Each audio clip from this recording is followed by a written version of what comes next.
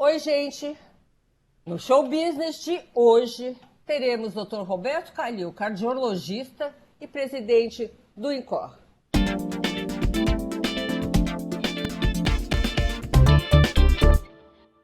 Boa noite, Dr. Roberto Calil, bem-vindo ao Show Business. É um prazer tê-lo aqui conosco. Infelizmente, para falar de assuntos não tão agradáveis, né? Covid-19, pandemia, efeitos do Covid-19, inclusive no coração. E queria te agradecer antecipadamente pelo seu tempo, que deve estar muito complicado. Eu que agradeço o espaço aqui que você está me dando para a gente falar de vários assuntos do Covid, que é um assunto aí que sempre tem se falado bastante. E como você sabe, nós estamos numa fase já descendente dessa pandemia, mas estamos ainda na pandemia. Então, existem muitas pessoas infectadas, o número de mortes ainda é bastante alto. Então, todo o cuidado nessa fase de flexibilização tem que ser redobrado. Uso de medidas protetivas, máscara, lavar as mãos, distanciamento social, principalmente porque as pessoas que estavam em casa com a flexibilização começam a sair. Então, a chance, obviamente, de aumentar o índice de contaminação é bastante grande se não se tomar todos os cuidados. Calil, pelo que a gente tem acompanhado, o gráfico no Brasil é um pouquinho diferente, por exemplo, do da Europa, que, enfim, está em fase de lockdown, né? Que realmente nós nunca tivemos um lockdown total. Ali parece que eles saíram do zero a uma infecção muito grande, voltaram para o zero e agora estão subindo de novo. Nós gradualmente fomos sendo infectados e gradualmente essa curva foi declinando. Ela continua declinando? O nosso caso pode ser diferente? Veja, pelos números, ela continua declinando, sim. Né? Agora, você vai falar, terminando uma primeira onda, pode ter, obviamente, uma segunda onda se as pessoas não se cuidarem? Pode, como aconteceu na Europa. As pessoas, pelo que se vê na mídia, não se cuidaram, não usaram medidas protetivas, começaram Exatamente. grandes aglomerações, é óbvio. A segunda onda veio e eles tomaram atitudes mais radicais para não ter a catástrofe que foi na primeira onda na Europa. Esperamos que não aconteça isso no Brasil. Calil, quais os efeitos desse vírus, dessa tragédia, né, podemos dizer assim, no SUS? Você, há um pouco tempo atrás, disse que o SUS sairia mais forte nessa pandemia. Isso está acontecendo? Isso está acontecendo. O Sistema Único de Saúde foi responsável por salvar centenas de milhares de vidas. Então, o sistema de saúde, o SUS é um sistema que atende mais de 100 milhões de pessoas. É um sistema muito bem estruturado. Claro que quando o SUS se iniciou, há décadas atrás, a população era mais jovem, né? E a medicina era uma medicina não tanto de alta tecnologia como hoje. Hoje nós temos uma medicina de alta tecnologia, a população mais idosa, ou seja, a medicina está mais cara por causa da alta tecnologia. Então o SUS, primeiro, ele precisa de financiamento, ele está subfinanciado há Exatamente. décadas. Isso tudo bem, gestão, pode mudar a gestão, óbvio, tem que modernizar tudo, mas dinheiro é importante, financiamento é importante. É o maior sistema de saúde do mundo, atende mais de 100 milhões de pessoas. E claro que sai fortalecido, porque quem salvou as vidas de uma maneira esmagadora foi o SUS. Nas regiões que o SUS estava mais bem aparelhado, as mortes foram menores, mostrando a importância desse sistema único. Você tem, óbvio, a saúde suplementar, mas veja, olha a quantidade de pessoas, números que o SUS atende em relação à saúde suplementar. Quem enfrentou mesmo o coronavírus, quem salvou a população, quem lutou pela população, foi o Sistema Único de Saúde. Calil, eu também acho. E eu acho o seguinte, o brasileiro ele está começando a ter a noção do que a cidadania pode fazer. É claro que o SUS ajudou claramente muito durante essa pandemia. Eu acho que o brasileiro, o eleitor, ele vai fazer uma força para manter esse sistema e de uma maneira mais forte. Agora, outro problema aqui também político, né? porque o SUS é um problema político, dá mais verba ou não dá mais verba, né? É a guerra das vacinas, tá? Ah, é natural isso acontecer no meio de uma pandemia, ter uma guerra política sobre um assunto tão sério? Veja, eu não sou primeiro não sou imunologista, como você sabe, não sou infectologista. E o que eu sei de vacinas é o que a gente discute nos comitês dos hospitais e o que está na mídia, né? Eu posso te dizer que a Anvisa é um órgão extremamente sério e ela é responsável pela aprovação das vacinas ou de qualquer medicação, né? O Brasil tem algumas, 4 vacinas aí, que eu saiba, aprovadas e que estão em fase final de teste. Ponto. Quem comanda é a Anvisa, que aprova, a palavra final é da Anvisa, um órgão extremamente competente e assim como no surgimento de novas medicações, a Anvisa também que dá a palavra final. Mas no caso da vacina, nós sabemos que existem algumas vacinas. Agora, qual é melhor, qual é pior? Aí já não sei. A politização em É, cima disso. Veja a bem, politização, sem dizer qual que é melhor ou pior, não é ruim essa politização? As pessoas não ficam mais confusas? Durante essa pandemia, a minha sensação, calhou, não sei se foi a sua também, é que o Brasil criou 240 milhões de infectologias, 220 milhões de infectologistas. mas isso é natural. Não, veja bem, eu não tô. A politização é uma coisa ruim em relação quando se trata de ciência e tal. Então, tudo bem, mas faz parte. No mundo inteiro foi assim. No mundo inteiro. Não é? Ontem mesmo eu li na imprensa que o presidente Donald Trump ele criticou a Pfizer lançar o resultado da vacina depois da eleição. Não sei se eu estou errado ou não, mas você deve ter lido isso, né? Quer dizer, entendeu? Quer dizer, na gestão dele que foi, sei lá, a vacina feita e tal. E a Pfizer, depois da eleição, ela publica o dado bom. Eu vi não sei qualquer comentário dele, não sei se estou errado ou estou certo, mas ele criticou. Então, no mundo inteiro, houve uma politização em relação ao coronavírus, em todos os aspectos. Por quê? Mas Porque, isso não, porque deixa as esse pessoas vírus. tristes. O ser humano é muito. Não, é, em relação à vacina, veja bem, não vai ter dúvida. Não vai ter dúvida. Não vai deixar as pessoas confusas. A Anvisa vai aprovar a vacina que tiver bom resultado e com a segurança adequada, a Anvisa vai aprovar. E essa vacina vai ser utilizada. Então a população vai ter acesso às vacinas quando as vacinas forem aprovadas e pronto, acabou. Assim como qualquer campanha de vacinação. Claro que no caso do coronavírus, que foi obviamente, foi uma doença que atingiu a saúde das pessoas, a parte psicológica das pessoas, a parte econômica das pessoas no mundo inteiro. Foi uma devassa no mundo inteiro. Então, óbvio que essas coisas são mais exacerbadas, né? Mas eu estou tranquilo em relação a isso. Quando a Anvisa aprovar a vacina X ou Y, ou as vacinas, o Brasil tem um sistema de distribuição de vacinação do Ministério da Saúde extremamente competente, reconhecido no mundo inteiro. As vacinas a população terá acesso às vacinas. Claro que você vai Você é a falar, favor que todos ela os seja brasileiros. obrigatória ou não? Não, primeiro, todos os brasileiros vão ter. Claro que não. Primeiro, não. Pergunta. A vacina vai demorar para a população inteira ser vacinada. Primeiro tem que ter dose, tem que ter insumos.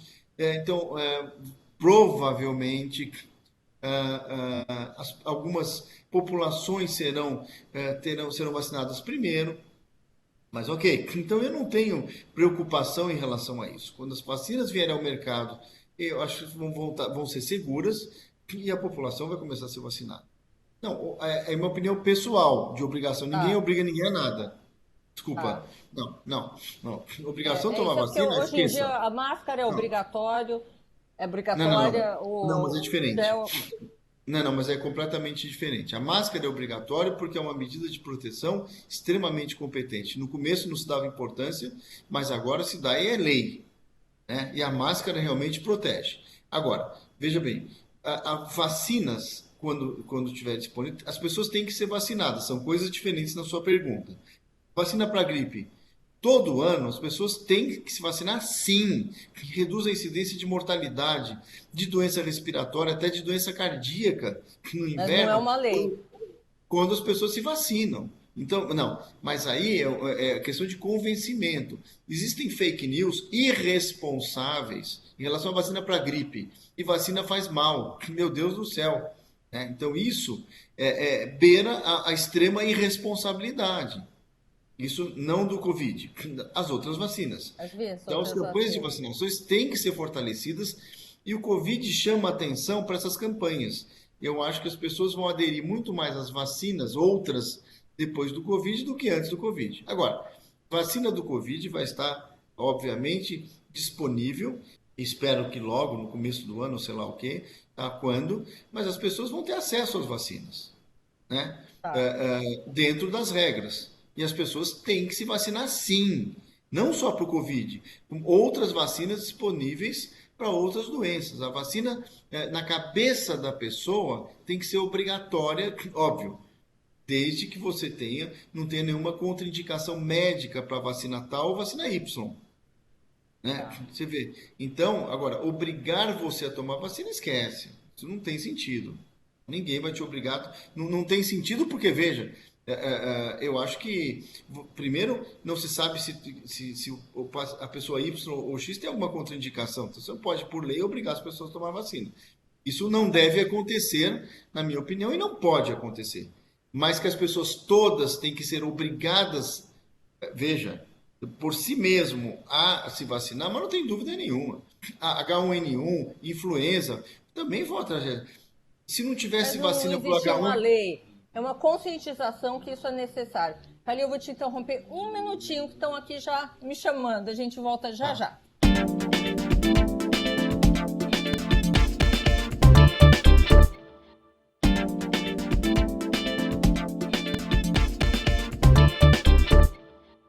Calil, estamos de volta. Queria falar um pouquinho sobre a sua especialidade como cardiologista.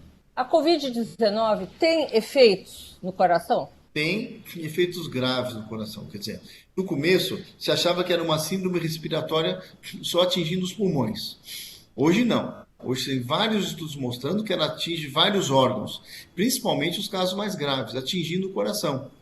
Tem estudos mostrando, trabalhos publicados, por exemplo, há 2 meses atrás, que as pessoas que faleceram por insuficiência respiratória, por pneumonia, por Covid, nas autópsias tinham 60, 70% do coração comprometido dessas pessoas, em maior ou Mas menor não dá para grau. saber se isso era antes, né? Não, não, Calil, não, não não, sei. pessoas de UTI, não, não, não, acometidas pelo Se elas vírus. tinham um coração bom, mas se elas tinham um coração Sim, bom antes. pelo vírus. Os primeiros casos em Wuhan, por exemplo, os estudos publicados, 7% das mortes foram por causa de miocardite, que é o acometimento do vírus no coração.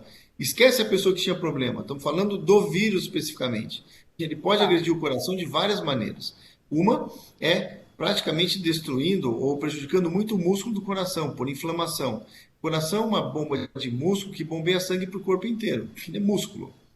Outra, ele causa trombose, coágulo nas artérias coronárias, causando infarto.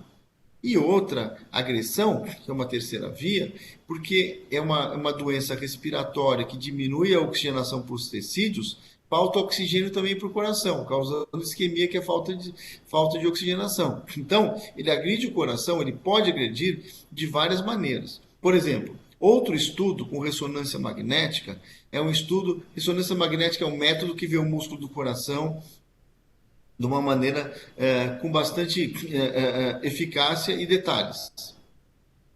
Foi feito um estudo quase 71 dias depois dos pacientes curados. 71 dias após. Eu tive Covid, fui curado, fizeram ressonância. Quase 70% tinham inflamação no coração. Então, é uma doença que atinge, sim, não só o coração, como o cérebro, que é o chamado sistema cardiovascular. As pessoas que Tem tiveram uma problema coisa já. cardíaco, Que, então, que se ela pode não é, fazer? não, ela não é uma doença só pulmonar. Ela atinge o organismo todo. Hoje se sabe. Hoje, vamos dizer, vamos falar em duas fases. O que a pessoa pode se cuidar melhor, né? Nesse sistema circulatório de coração, antes de pegar a Covid? O que faz a pessoa, depois que ela tem Covid, em relação ao seu coração? Quais são as duas medidas que podem ser tomadas? Não, são duas coisas diferentes. Primeiro, as pessoas que tinham problema cardíaco prévio, né, obviamente, e o isolamento foi ruim, porque nesse ponto que muitas pessoas deixaram o tratamento, deixaram de se cuidar, aumentou a incidência de morte súbita em casa, aumentou o número de infarto em casa, no mundo inteiro, né, só aqui. Então, essas pessoas com a flexibilização que voltem a procurar os médicos, retomem o tratamento e retomem o acompanhamento médico. Ponto. Isso é uma coisa. Agora, Tá. as pessoas que tiveram coronavírus, as formas mais graves principalmente, hoje se sabe que tem que ter um acompanhamento clínico, geral e cardiológico também. Entendeu? Porque a doença não se sabe que não Quanto é só tempo aqueles depois? 14. Eu sarei do Covid. Tô bem. Quanto tempo depois disso eu preciso monitorar o meu corpo? Então, estudos já da China mostram que 3 meses depois de acometimento, as pessoas, algumas apareceram com fibrose pulmonar. Então, isso já é uma recomendação de continuar acompanhando a parte respiratória e clínica, dentre elas o sistema cardíaco, o coração. Uma avaliação cardíaca, né? E mesmo clínica, com mais acurácia nos meses após o Covid. Quer dizer, as pessoas têm que se cuidar sempre. Mas Tá. tem a noção que o Covid não são só aqueles 14 dias ali e acabou. Não. Ele pode continuar agredindo o organismo, as consequências do vírus. Não o vírus fica, o vírus vai embora. Mas as consequências dos processos inflamatórios que ele causa em todo o organismo, elas podem ficar por um bom tempo e trazer consequências Você mais tem, sérias. você tem alguns dados que você possa fornecer para a gente? Eu não sei se eles já estão compilados ou não. Do que aconteceu no INCOR com a síndrome, com essa infecção do Covid-19? Houveram mais casos, menos casos, mais gente procurando, menos gente procurando. Vocês notaram uma diferença? Não Encore, em março, aconteceu o que aconteceu nas grandes emergências do mundo. O pronto-socorro do Encore atendeu metade dos infartos que atendia antes, em relação a 2019. Então as pessoas Tá. infartaram onde? Em casa, né, provavelmente. Em abril começaram, obviamente, a vir pessoas que já com sequelas de infartos, as que sobreviveram, com o músculo do coração já prejudicado, numa fase mais tardia do infarto. Isso foi no mundo inteiro, né? Então, E agora não, as hoje? pessoas não, hoje o atendimento está próximo do normal, como você vê na grande maioria dos hospitais. Então as pessoas voltaram a se cuidar. Então isso é bom, isso é bom. Então os atendimentos voltaram praticamente a uma rotina, né? Tem Covid internados nos hospitais? Tem, mas os atendimentos voltaram dentro de uma rotina praticamente normal, ou quase normal. Isso aconteceu a mesma coisa no Sírio-Libanês, onde você é responsável por grande parte das internações no hospital? O Hospital Sírio-Libanês, assim como em vários hospitais, na época Covid, obviamente, o número de internações por Covid foi imenso e diminuiu internações de doenças, principalmente as coisas mais eletivas, porque, obviamente, as cirurgias foram canceladas, postergadas. Agora se volta ao normal. A gente está preparado por uma segunda onda, se ela for tão forte quanto está acontecendo na Europa? O Veja, sistema de saúde já está preparado, né? esperamos que não venha a segunda onda. Porém, nós sabemos hoje como lidar melhor com o vírus. Então, hoje, os protocolos de tratamento, nós sabemos, depois de 6 meses, aí, 7 meses, como lidar com o vírus. Sabemos quando a pessoa começa com sintoma, abordagem diferente do que era provavelmente há meses atrás. Então, hoje, nós sabemos lidar com os casos, tanto os casos leves como os casos mais graves, né? Que são 5% dos casos. Mas espero que não tenha segunda onda no Brasil. Quer dizer, as pessoas têm que ter consciência, né, do que Se está cuidar, acontecendo. usar máscara Veja, e o vírus pegou pessoas, no mundo inteiro. As pessoas completamente de surpresa. Nós vimos o que aconteceu na China, poucos casos até em relação ao que aconteceu, depois aquela tragédia na Europa. Então sabíamos que ia acontecer, mas parece assim, você sabe o que vai acontecer e por mais que você prepare, você não acredita naquilo. E foi o que aconteceu nos Estados Unidos, né? Foi uma também. tragédia nos Você não Estados acha Unidos. que o Brasil foi melhor? Eu não sou médica, eu sou só Mas jornalista, o mas que eu estou assim, te pelo que eu dizendo, leio, o Brasil enfrentou, dentro das dificuldades de estrutura do Sistema Único de Saúde, e enfrentou muito bem. Muito bem, o Brasil enfrentou muito bem. Claro que você fala, tiveram morte, foi uma tragédia no Brasil também. Mas o país enfrentou muito bem, tanto a iniciativa privada da saúde suplementar, como o Sistema Único de Saúde. Nós somos bem. Mas Então, você acha a que os segunda onda. países de terceiro mundo tiveram mais flexibilidade? Eu vou te dar um caso. Recentemente, nesse terremoto aí que aconteceu na Turquia, eu acabei falando com um cônsul brasileiro na Turquia e fiquei sabendo que esse país, de 80 milhões de pessoas, está conseguindo manter uma média de 30 a 40 mortes por dia. Eu não sei, os Estados Unidos, o número de mortes é avassalador, Europa, avassalador. E que explica isso? O que pode explicar é a saúde pública local. Eu não conheço a Turquia, por exemplo. É um país de terceiro mundo, eu não conheço, né? Agora, o que acontece, os países como a Alemanha, por exemplo, no começo, eles tinham leitos de UTI disponíveis e as pessoas respeitaram as medidas protetivas. Então a agressão Foi, foi menor. Foi foi, menor. E foi. isso são dados incontestáveis, né? Tá. Mas, de novo, o Brasil foi bem. Espero que não haja segunda onda aqui.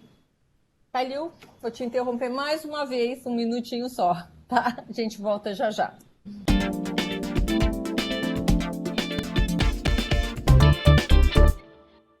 Calil, estamos de volta aqui com o nosso show business. E eu queria que você contasse pra gente, aqui só entre nós, como foi sua experiência? Você pegou Covid? O que Peguei, aconteceu? eu peguei Covid, isso em março. Eu já tinha cuidado de vários pacientes com Covid, né? E, e a gente nunca espera que fique doente, óbvio. Então, eu comecei com sintomas aí, sexta-feira, sintomas normais, nada demais, quer dizer, me sentindo um pouco estranho, mas nenhum sintoma mais importante. E aí eu vim ao hospital uma segunda-feira, fiz exame e meu pulmão já estava com 50% comprometido pelo Covid. E Foi você não tinha diagnosticado febre, não tinha nada? nada, nada, zero, nada, nada. Simplesmente um mal-estar, sabe como você se sente estranho? Então, aí Dor no vim, corpo? não, nada, nada. Um estado gripal, assim, mas bem bobinho, bem leve. E aí eu fui, como ficou 2 dias, eu vim no hospital, meu pulmão já estava bastante comprometido. Obviamente foi feito o diagnóstico do Covid e fui internado. Aí eu passei muito mal. Porque aí veio febre, veio dor no corpo, veio falta de ar. Eu fiquei numa semi-intensiva, quase fui entubado, né? Quer dizer, aí iria para UTI. E foi muito ruim. Os primeiros 5 dias de internação foram horríveis, se você quer saber. Porque eu caí naqueles 5% das formas mais graves que você é internado. Então foi muito ruim, muito ruim. Calil, como médico, o que passou pela tua cabeça esses 5 dias que você passou tão mal? Você falou assim, Fiquei puxa, eu não 10. imaginava que isso fosse tão grave. Não, jamais pensei que eu ia me sentir assim. Qual foi sua reação? Você com você mesmo? Não tive nem reação, porque você passa tão mal, eu passei tão mal, você não consegue nem chegar a conclusão nenhuma, né? O que eu tive é uma forma mais agressiva, muita febre, muita falta de ar, muita dor no corpo. Então, honestamente, você fala, o que eu pensei? Eu pensei em nada, eu pensava em parar com aquele sofrimento. Foram 10 dias de Tá. internação, os 5 primeiros dias foram horríveis. Agora, você pegou isso muito no começo, né? Ah, qual foi o tratamento que você usou? Na época, você declarou que você usou cloroquina. Isso pode ter Era um tido tratamento. efeito, pode não. Ninguém sabe. Bem, Ninguém, eu usei não dá para vários saber, remédios. né? Eu usei corticoide, anticoagulante, que na época também não sabia muito se era eficaz ou não, hoje sabe que é prioridade.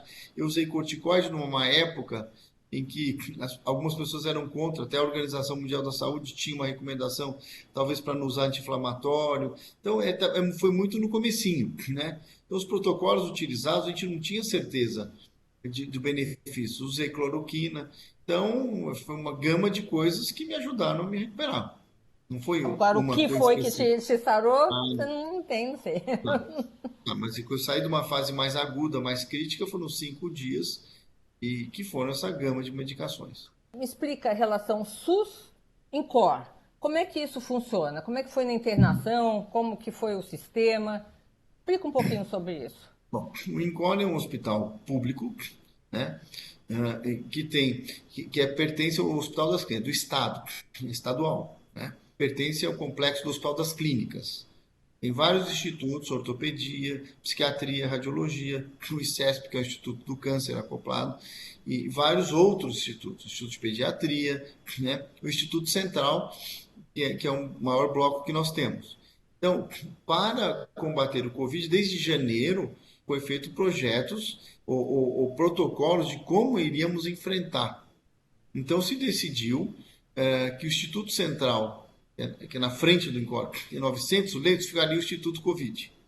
Então, Tá. o que aconteceu? Mas onde foram os pacientes do Instituto Central, que é de gastro, nefrologia e outras especialidades? Foram alocados em outros institutos. Por exemplo, o INCOR recebeu a parte gástrica, a parte de transplante renal, o pronto-socorro do INCOR recebeu as emergências do Águia, quando vinha dos politraumatizados. Então, a instituição foi completamente remodelada a toque de caixa para deixar o Instituto Central como chamado Instituto Covid, né? Com 300 leitos de UTI, com pessoas altamente especializadas, inclusive uma UTI cardiológica dentro do Instituto Central, para combater o Covid. Então foi assim, nos preparamos para uma guerra e fomos muito bem. Foram mais de 5 mil pacientes atendidos ali, né? E o Instituto, o Complexo Hospital das Clínicas, foi muito bem nessa guerra que tivemos contra o Covid. Obviamente, quando você tem uma instituição que é só de cardiologia e pneumologia, você é completamente remodelada, o INCOR tem 400 leitos mais ou menos, tinham mais ou menos 120 leitos aí ou mais de outras especialidades. Então, primeiro que as cirurgias de rotina cardíaca não emergências foram suspensas, né? Justamente por causa da pandemia também. Então, a instituição foi toda remodelada para justamente deixar o Hospital das Clínicas como chamado para atender livremente os pacientes Covid.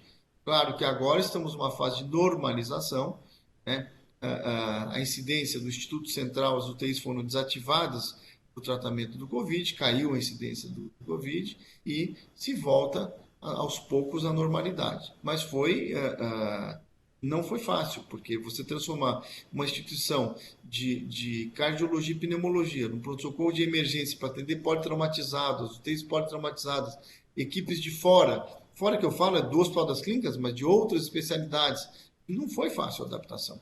Mas E tivemos que agora fazer você já isso. voltou ao que era? O Incor já volta, não totalmente ao que era, mas volta com grande parte da Normalmente. força na rotina do atendimento aos pacientes cardiológicos e pneumológicos. Pegando esse gancho, voltando ao que era, me diz uma coisa, o que, que mudou em você depois que você teve Covid? Você é conhecido por ser um médico muito duro, né? Autoritário. Eu conheço paciente que você já disse assim, olha, meu tratamento é assim, eu acredito nisso. Se você não quiser, eu não posso mais te tratar. É bem objetivo. E eu acho que isso até acabou conquistando toda essa gama de pessoas poderosas, famosas, porque é difícil você mandar nesse tipo de pessoa. Ah, nessa pós-Covid, você ficou mais flexível? Como é que você se comportou como paciente que teve Covid? Primeiro, a medicina é minha vida, você sabe disso, você me conhece há Eu sei. décadas e décadas. Né? Eu vivo para minha medicina 24 As horas. outras décadas é por sua conta, tá? Só eu participei Ah, das é. últimas, tá? Então, assim, eu vivo a medicina 24 horas. Minha vida é cuidar dos meus doentes. E, obviamente, o INCOR, eu estou lá há 40 anos, é um serviço público que é tudo para mim. Eu nasci ali. Então, tratar as pessoas eu trato da minha maneira, com responsabilidade. Você está na frente de um paciente, ninguém é Deus, ninguém sabe tudo, mas dentro do conhecimento e experiência que se tem, você propõe o melhor para esse paciente. Então, eu E se tento. esse paciente não aceita, o que você faz? Não sou radical assim, tchau, vai embora. Não se tenta, você se tenta colocar para. Ninguém é obrigado a nada. Você vai fazer uma cirurgia, ó, o senhor precisa fazer um cateterismo. Ah, mas eu não quero. Bom, seria o ideal, dentro do conhecimento médico, fazer. Ora, entendeu? Então não é, ninguém é obrigado a nada. Agora, eu, na verdade, tento, dentro do conhecimento e da ciência e da medicina, mostrar para o paciente o que é melhor para ele naquele momento, né? ninguém é Deus, ninguém é dono da verdade. Agora, eu sou duro, quer dizer, tenho que botar uma fantasia de duro, porque eu dirijo uma instituição como a Incor, dirijo uma cardiologia como a do Ciro, dirijo uma equipe grande de médicos que cuidam dos meus pacientes.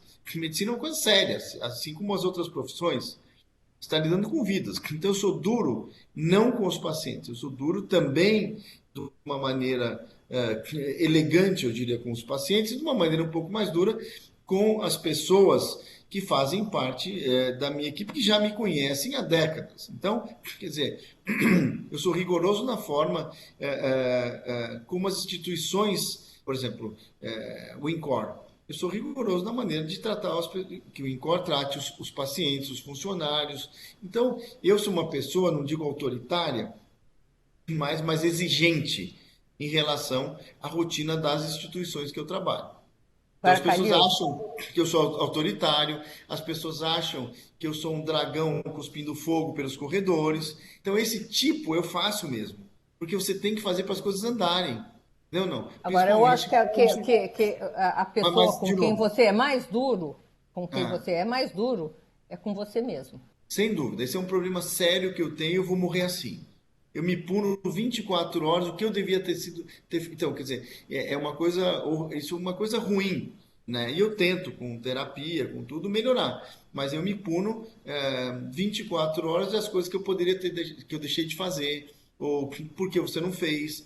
Então, isso é um problema sério, mas é um problema meu, assim. Mas, de novo, Eu sua só quero pergunta. saber se você se cuida. Não, eu Você me cuida dos cuido. outros. Então, Como você se então, cuida? então, assim, então não é que eu seja uma pessoa, um dragão cuspindo fogo.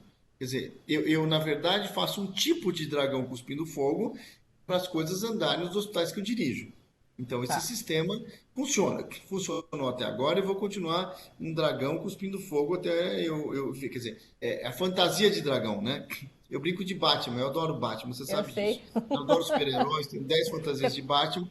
Então é uma fantasia. Quando eu entro no hospital, obviamente a gente tem uma fantasia que tem que ser ali, né? Lá vem o cara durão, que não quer erro, que não quer atraso do exame, nhenhenhen, essa ladainha.